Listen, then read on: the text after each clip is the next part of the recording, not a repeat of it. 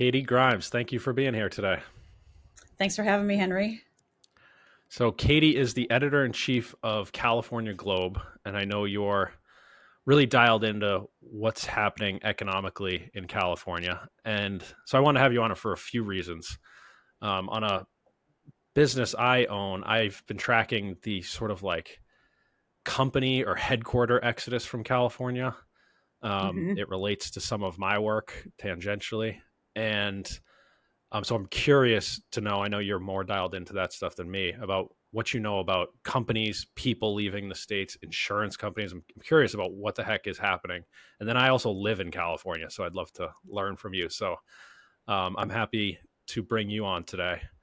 And I wanted to start off with just a big picture. Like, where is California, the state, economically today, and how did we get here? Yeah, that could be a master's thesis. But I think the quick and dirty uh, uh, explanation has a lot to do with politics. You live in California, you probably know some of the state's history. We were actually a very conservative state for a lot of years, and also an economic engine for all those years.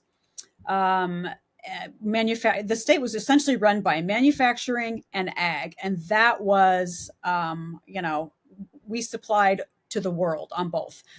Um, a, some years ago, we started to see this big shift in politics. It was very, very deliberate, very calculated, very smart how it was done. But we started seeing, certain areas go blue, and Democrats taking over, assembly seats, Senate seats. And they weren't just, moderate Democrats anymore. They were very, very radical. And that's when we also started seeing a lot of the economic policies change and started seeing things like manufacturers either shutting down or leaving the state for greener pastures. And that has caused such a massive shift in our economy. I mean, the long story short today is we've gone from a manufacturing economy, which are high paying jobs with benefits, to a service economy, which are part time jobs and no benefits in many cases. And so that's why we also have this legislature, trying to bump up the minimum wage because for a lot of people, that has become their supposed living wage. And that has just really flipped, I think, the state on its head economically. Which probably brings us to what I've been reading about the state's deficit, the budget deficit. So Yes. I want to ask you about that. So how does California make its money? Like, what's the breakdown of tax revenues? Does it come from income, sales tax? Like, how does it break down? And then also, who pays the tax? Like the wealthiest versus the poorest? Like, how does that all break down the revenue? Yeah, well, when the state talks about revenue, it's talking about tax income. So the bulk of it, of course, Hmm. is income taxes, and the top, I'll say the top 5% really pay over 50% of those income taxes. Then you also have corporate taxes, which are some of the highest in the country. Hmm. And we also have very high property taxes, even though we have Proposition 13 passed in 1978, which capped our property tax increases on residential 1% a year and commercial 2% a year. But the tax revenue, which is also very volatile, is the bulk of the state revenue. What makes it so volatile? Is it the stock market going up and down, like capital gains, or why is it volatile? I think that's some of it, but it's not what drives it. I just think it's the mobility. It's the particularly with the very very wealthy, they can live anywhere. They have multiple Hmm. homes. It's very easy for them to establish residency in another state where they either have branches of their businesses or other homes. I mean, we've seen Elon Musk do that with Tesla. While he still has obviously a huge presence here in California, he moved his headquarters to Austin, Texas. Hmm. And so, yes, we still certainly derive tremendous benefit from Tesla, but so do other states now. Yeah, so if the top 5% or whatever's paying such an exorbitant amount, I mean, almost every single person that leaves from that bracket makes an impact, right? Correct, and that's one of the big scares right now with this huge exodus leaving. I mean, we've seen really large successful businesses leaving, like San Francisco, for example, which is leaving it a ghost town. I think 53 or 54 businesses, large, pretty good sized businesses, left San Francisco just last year. Man. Yeah, so I wanted to ask you about that. And the way I'm looking at it, you can correct me if I'm wrong, is that there's like I'm seeing four four different exits of entities from California. One is people leaving. You mentioned Yes. Elon Musk. I'm curious about that. I kind of want to work through each individually, but people are leaving. Mm-hmm. Headquarters are leaving, is the way I'd put it, Mm-hmm. or offices being domiciled here are leaving. Um, Retailers are closing, which is its own one, particularly in San Francisco, from what I'm reading. And then fourth is the insurance companies no longer servicing the state. I'd see those as four buckets. Um, let's start, I guess, pick any of those four. And I just want to hear some background about like what's happening over the last few years. Well, which do you want to start with? I mean, we can go with headquarters. Yeah, let's do that. We'll do headquarters first. For the longest time, from about say 2008 to 2020, I really tracked closely manufacturers Mm, and large businesses either shutting down or leaving the state. And I kind of stopped counting when I hit 650,000, oh, and man. that was like 2018, 2019.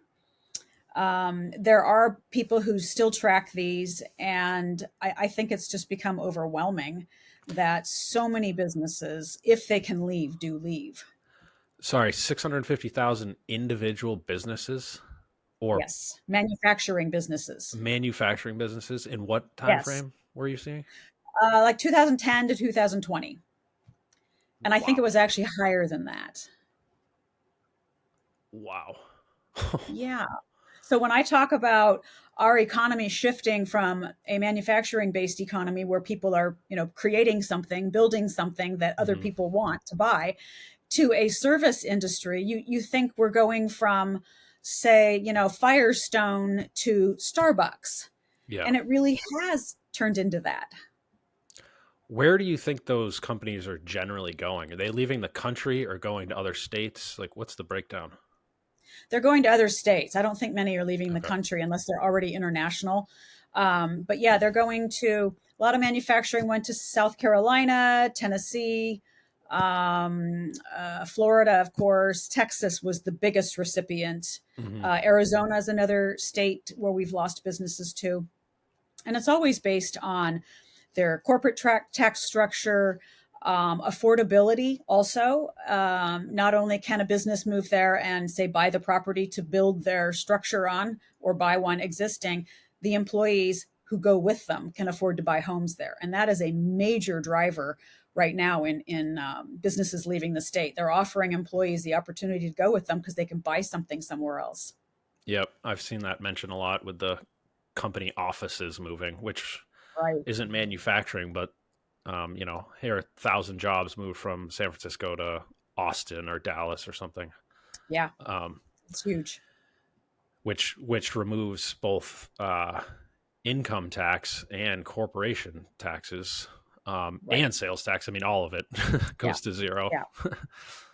um, Yeah, it's a big deal, and it's kind of it's quite shameful that our politicians refuse to acknowledge it. They will not mm, talk about it. The governor, when asked about it, very rarely when asked about it, flips it and says, "Well, we're getting more businesses from Florida than Florida's getting from us." That's his mm, standard flippant answer, and it's hmm patently untrue. hmm yeah.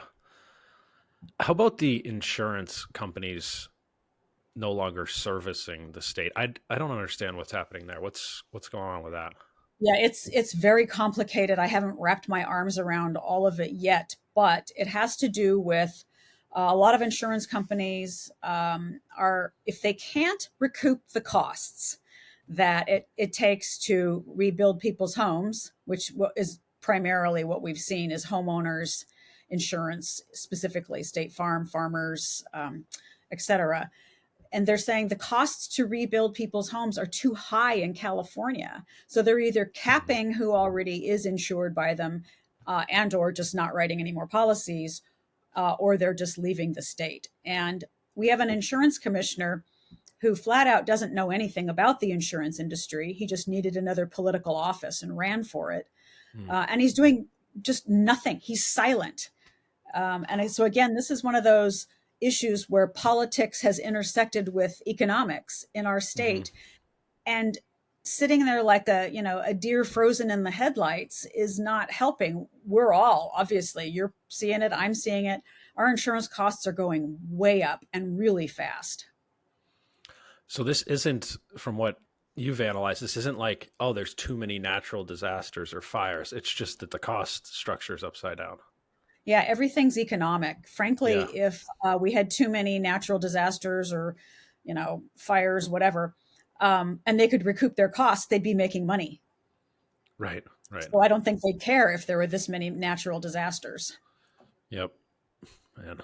Um, I guess so maybe the last group or two more groups to talk about is the retailers closing. Yeah. Correct me if I'm wrong. I'm seeing that mostly in downtown San Francisco. I'm sure it's happening everywhere, but Yeah. what's happening with retailers just no longer wanting to be selling into these cities?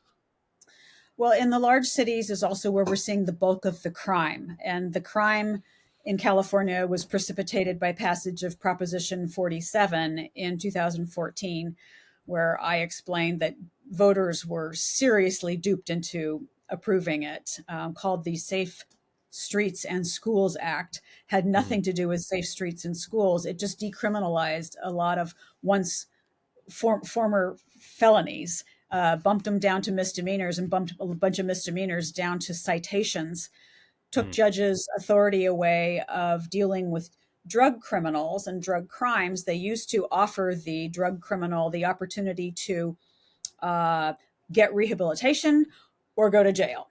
And obviously, most of them chose rehab. Judges can no longer do that. And frankly, drug criminals don't even show up in court anymore. So quick explanation for this crime spike. It's Prop 47 also, frankly, legalized serial theft up to Hmm. $950 per incident, not per day. So a guy can go around to 5 different stores here in Sacramento and steal up to $950 and really not get prosecuted.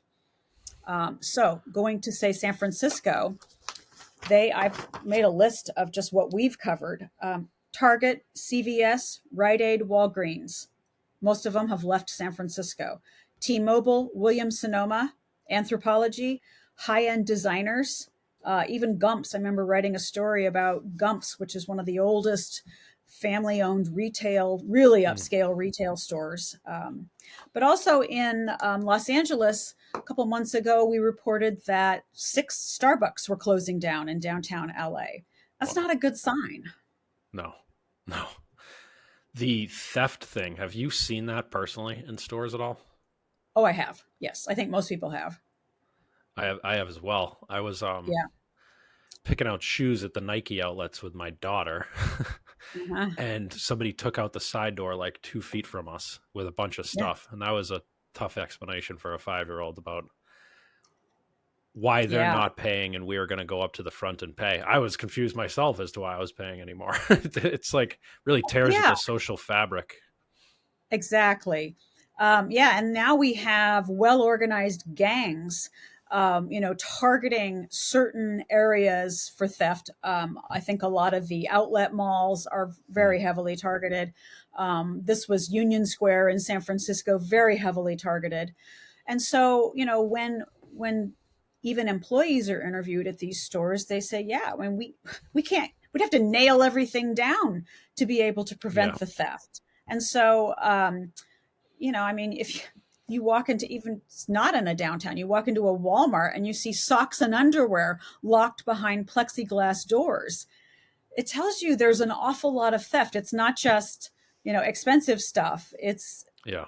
anything people can walk out the door with. Yeah.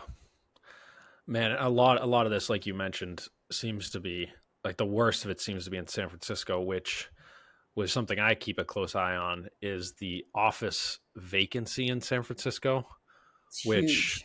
oh man, it was, I think I remember these correctly. It was 4% vacancy. So of the square footage, all the square footage of office space, 4% was empty at the end of 2019, let's say right before the Mhm. COVID stuff.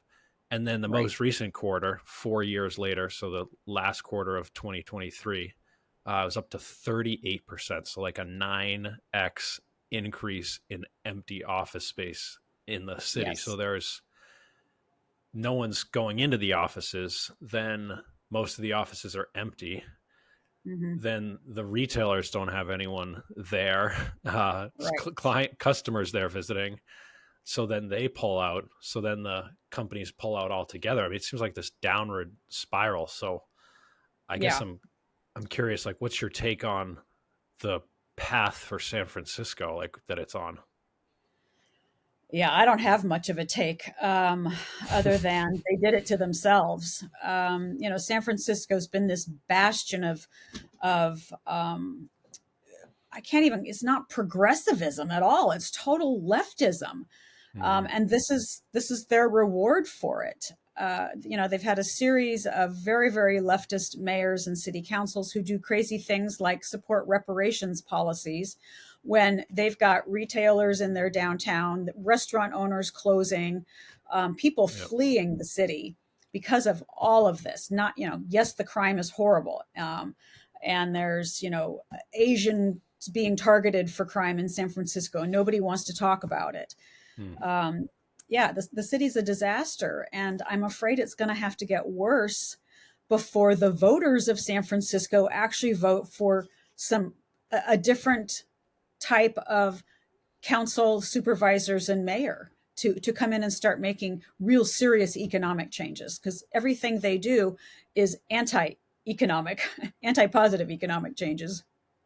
Yeah. Well, it seems like whoever's choosing to vote against the policies now are just voting with their feet, and whoever has the means to leave and move to a different state is doing that. And at Yes. some point, whoever's planning to stay back would need to change their opinion as well. But that hasn't happened yet. It seems like. No, not yet. I think it was a very good sign that we saw the Soros installed district attorney there, Chesa Boudin, get recalled. And then we also saw the San Francisco School Board recalled. Um, Mm. that that means that on a very grassroots level in the city, there is people are recognizing the problems and Hmm. recognized if you get rid of this DA who used to be a public defender, um, you know, which is just almost an oxymoron, I think. So they got rid of him and have a DA in there who's now very law and order. And then they replaced their crazy school board with hopefully less crazy. Um, I think that's a good sign. And I think these changes that will come about are going to be pushed truly by grassroots Mm. politics, if you will. Yeah, interesting. I guess I'd want to now go back up a level and ask you, because we covered how California makes its money through the which types of taxes, Mm-hmm. and I want to eventually get to the deficit. But how does it spend its money? Oh, good God. Not on anything that would help you and me. That's the problem, unfortunately, right now. We've got a governor who and a legislature that are spending money, on illegal immigrants, on uh, uh, welfare. We've got one Hmm. third of the nation's poverty is in California, which means also one third Oh, of the well. nation's welfare is in California. Yet we don't have one third of the nation's population. Hmm. And so we spent an outrageous amount of money on that. We've also got spending like we cannot imagine. I would say billions on the homeless population living on the streets, Hmm. particularly in LA, San Francisco, Sacramento, San Hmm. Diego has its share. Yeah. And the money that is going to I mean, it truly is a homeless industrial complex. All these NGOs and nonprofits are getting the money. It's a redistribution of wealth similar to what we saw during the COVID pandemic. All of the federal money that came to the state that the state then issued to the cities, well, it didn't go to eradicate COVID at Mhm. all. It was a true redistribution of wealth, and I think we're seeing something very similar with the homeless. Mm. So then I guess that brings us to the deficit itself. So what are those numbers at? What what did the surplus or deficit look like over previous years, and where does it stand now?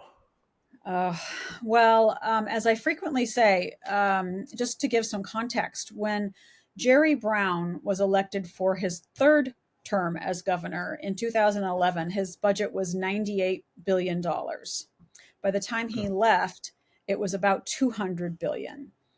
Governor Newsom comes in, it's just $200 billion. We're up to $330 billion in the budget.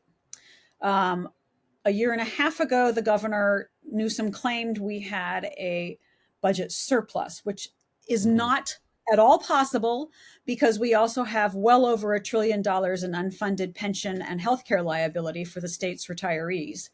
Hmm. And I mean unfunded. They have no plan on how to pay that. Yeah, and that's not even So counted, right, they don't toward count. the official No, budget. That's just like promises, I guess, or. exactly. It's promises, yeah. Mhm. And that was created by Senate Bill 400 back in year 2000 with Gray Davis. It was just a gift to labor unions, and it Oh was a wow. gift the state can't afford. Um, so there's no way there was a surplus, but Hmm. somehow we went from this supposed surplus to a $45 billion deficit in a year. All right, that's what I read. Right. So I think what was happening, the nearest I can tell in looking at the governor's, proposed budget, is that the governor created a whole bunch of one-time spending programs that they now want to try to keep alive, and it's not possible. Obviously, we've got a $45 billion deficit, and a lot of that spending was going to homeless programs, more social services. So that means welfare, illegal aliens. Had to say goodbye. Um, and so things that are not benefiting you, your kids, your community, but they're helping people that are not producers, that are not taxpayers, and so it's this big. We're just this big hole that so much of our budget goes into every year is being dug much deeper. Here's the part I don't get. What actually happens with a state budget that the deficit keeps growing? How do we I don't where does the money even come from to cover the budget if we're spending more than we take in? Well, that's the big question. The additional spending comes from the legislature passing bills that cost new money, and then we get Mhm. taxed more, Yeah. taxed and feed to death. When I said that our property taxes only go up 1% a year for residential and 2% a year for commercial, you've noticed on your bill there's all these add-ons, all Yeah. these fees. Those are taxes. Yeah. And so it's a lot more than 1% a year for residential and 2%. So I mean, it's things like that. We're taxed on our taxes, on our utilities, which is illegal. It's unconstitutional in the state of California, but it's done anyway. Oh So wow. it's just every time we turn around, there's more and more fees. Look at our utility bills right now. Yeah, so that's the only path out of it is to try to tax more, which probably has a ceiling on it anyhow that's Yes. lower than what we spend, right? Absolutely. And as you said, you are seeing people vote with their feet. They're saying, Hmm. I can't afford this anymore. Even people who retire with good pensions, it's still their pension, it's still their budget. And, they're saying all this money's going to, the state and it's not helping me. So they're Yeah. taking their good California state pensions and moving to other states Oh where there's wow. more money in their pocket every day. Yeah. I know you cover California specifically, but do you have any idea where our deficit stacks up against other states or if other states are driving surpluses right now or I will say almost every state has a serious problem with unfunded pension liability. So yeah, there's that the whole right off the country bat. does, Yeah, right? exactly. So there's that. And that is truly not sustainable. I don't Right. know what it's going to look like down the road. But there are states that either have much smaller deficits or are running surpluses. I understand Florida is running a surplus right now. Mm. Texas is a little more in line spending with our, not as conservative as you'd think economically. Hmm. Um, but I think us, New York, Illinois, um, Michigan, some of the bluest states have the highest deficits. Yeah. That's Yeah. politics. So they're going to try to get out of this, or they are. That's not a prediction in any way, Yeah. by just taxing more and in more creative ways, we'll say. What bills or proposals or ideas or new taxes are out there that sort of make you nervous about them trying to claw back that money? What's being proposed to do that? Well, every year or every 2 years, somebody in the legislature proposes a wealth tax. Mm. And so we've seen that the governor is emphatic that he will not ever sign a wealth tax. Okay. Um, it could be personal, he is in that category, plus all of his friends and donors are. So I'm sure it's not popular among his Yeah. set. However, the wealth tax can also take other forms, like the death tax that we're now trying to get rid of through another ballot proposition. The death tax was snuck into Proposition 19 a couple years ago. And that just means that when you leave your estate to your children, you've already paid taxes on all the money that's in there, your home, your income, etc. They will now get taxed because you died and left it to them. It's outrageous. Yeah. But that is essentially a wealth tax. Hmm. And on the most middle class families where, the home is the primary source of the estate's wealth. Yeah. Um, yeah, I know I think it's just evil, that one. Yeah. Um, but we're seeing all kinds of local tax proposals also. That's probably where we're going to see the bulk of it. Bond measures where they think they can sneak them by voters. Mm. I have a policy, no on every bond ever in my life forever. Hmm. Um, they don't ever pay us back. Right. You look at some of these bond measures. The high speed rail is probably the best example. Passed in 2008, a $9 billion bond, supposedly to build a $33 billion high speed train from LA to San Francisco. We have no train, no high speed. It's Oh going man. from Bakersfield to Madeira. There's really no track down, Oh and man. we're probably already 100 billion into it. So Yeah. Wow. anyway, that it's going to come at us in lots of different forms, which is why voters have to be really vigilant and be prepared. Don't fall prey to the cozy, friendly, just for the kids sounding ballot propositions and bond measures. Yeah. Well, that's like a tale as old as time. Yeah, The government is the worst allocator of capital of anybody. So, because if you or I were to build a high speed rail, we'd have to build it and make money, or we'd go bankrupt. Whereas exactly. if the government chooses to pursue a project, there's no consequences if the project is completed well, or not completed. Yeah, So, I mean, just essentially shifting money from uh, motivated capital allocators to the worst capital allocators is always a right. bad idea, regardless of political party. You just don't want people without free market consequences making decisions with the money. I, Oh, spot right? on. You are so spot on, Henry. This is why, it might sound radical, but we really need to get back to a government that does nothing other than provide us those things we can't provide ourselves, like Yeah, roads, bridges, certain services, water, sewer. That's all they're supposed to be there for. Public safety, yeah, absolutely. But even public safety is out of control now. yeah. Um, so it sounds like a pipe dream, but I remember during some of the presidential debates recently, Vivek Ramaswamy Hmm. proposed letting go every government employee whose social security number ends in an odd number. That's Yeah, how he yeah. was going to shrink government. And it actually made me laugh because I think he's onto something. Yeah, well, that Malay in Argentina is actually Yes, basically that's actually really an interesting trend. it I is. don't know much about him. I don't know if he's going to end up being corrupt or something, but that's super interesting because Yeah. he's one of the first to be like elected that sort of has that take like let's just clean house, right? Right. And actually start doing it. Yeah, yeah, You know, I and he's know, going yeah, for it. I know. I remember during the Trump administration when there were a couple of agencies that he and the agency director moved out of Washington D.C. I think that's probably one of the biggest things we can do is Mm, to get these agencies out of D.C. Same with California.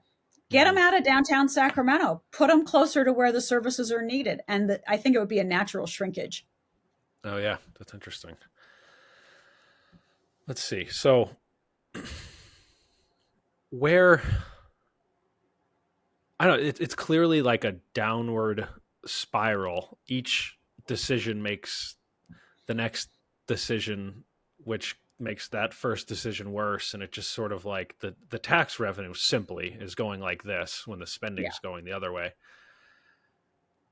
How or when this is just total prediction time, but how or when does this all resolve, do you think? I don't know Yeah, how it plays I out. know. I wish I had a crystal ball. Right. We say it's unsustainable. Um,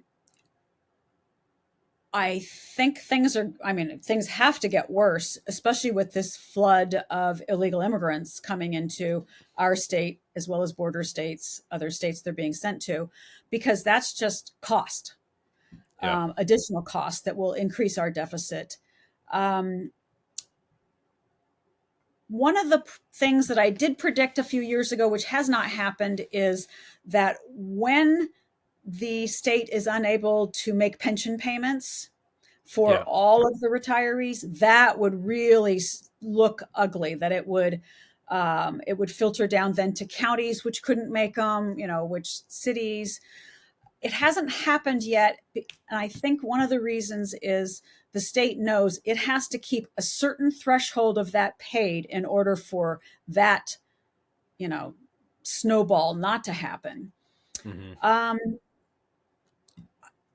I, I don't know. I thought we'd see more bankrupt cities by now, Hmm. which may happen. San Francisco, as we talked about earlier, is definitely on a death spiral.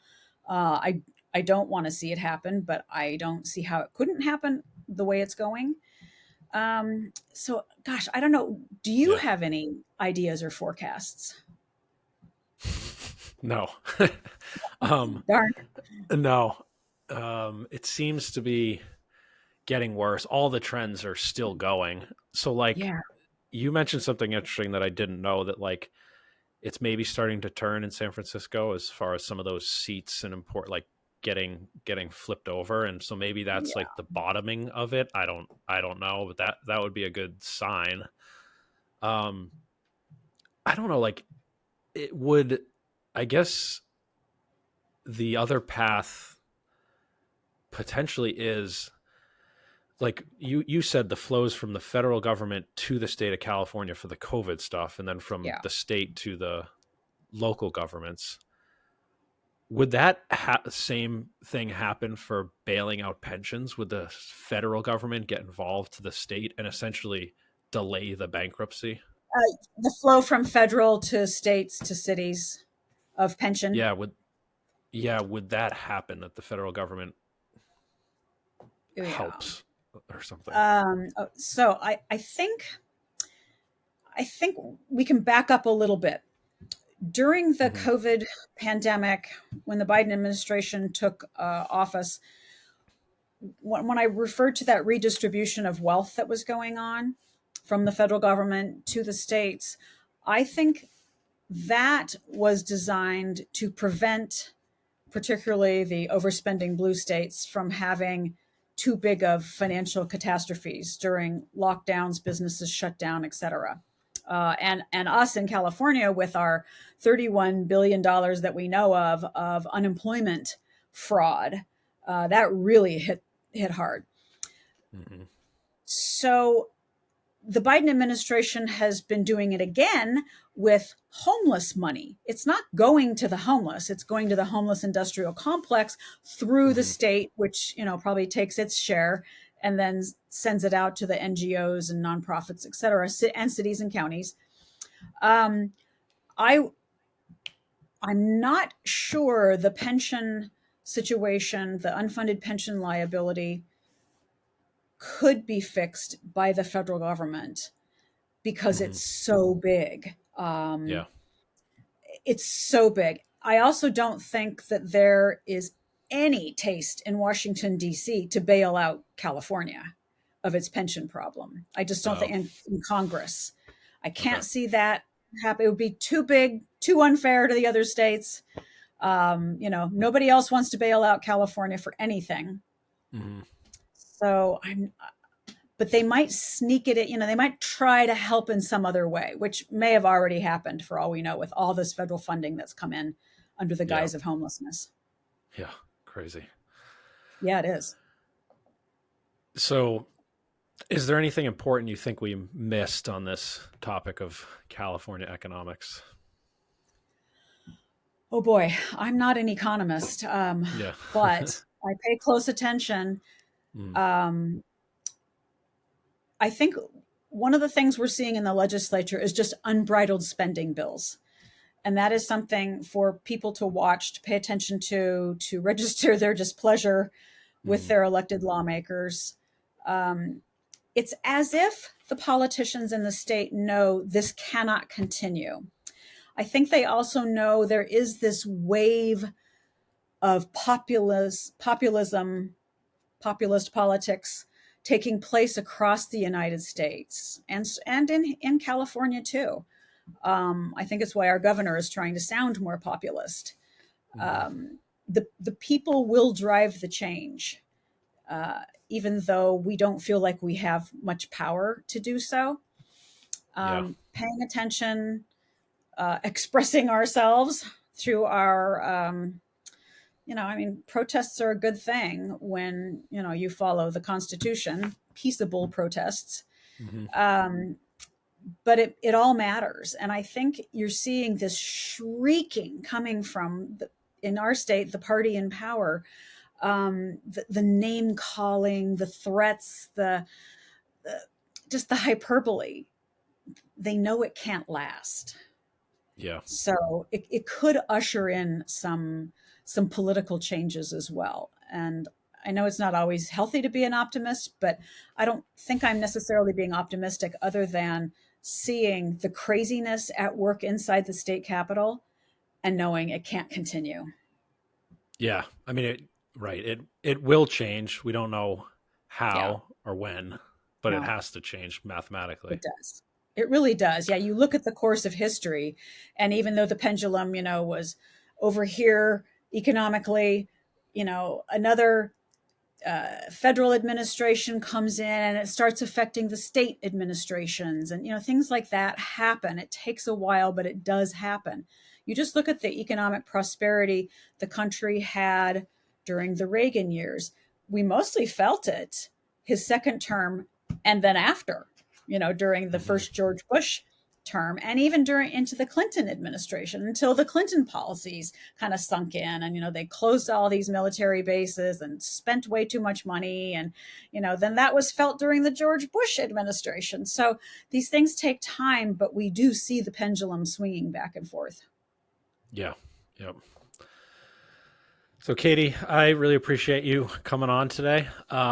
If people want to connect with you or learn more about California Globe, where do you want to send people? We californiaglobe.com. We do not have a paywall, so anybody can read us. I encourage them to check in with us at least once a day, but a couple times a day, because we put up 8 to 10 new articles a day. We also send out a newsletter only once a week on Fridays. So it's, you just sign up with your email for that. We do not inundate your email box. And then we are also on X, formerly known as Twitter, under California Globe. I don't know what to call it these days. Yep. We're on Facebook, we're on Truth Social, we're on Parler, we're kind of everywhere. But californiaglobe.com is the one to remember. Great. I'll include a link to that in the wherever you're watching or listening to this. And Katie, thanks again. Thank you very much, Henry.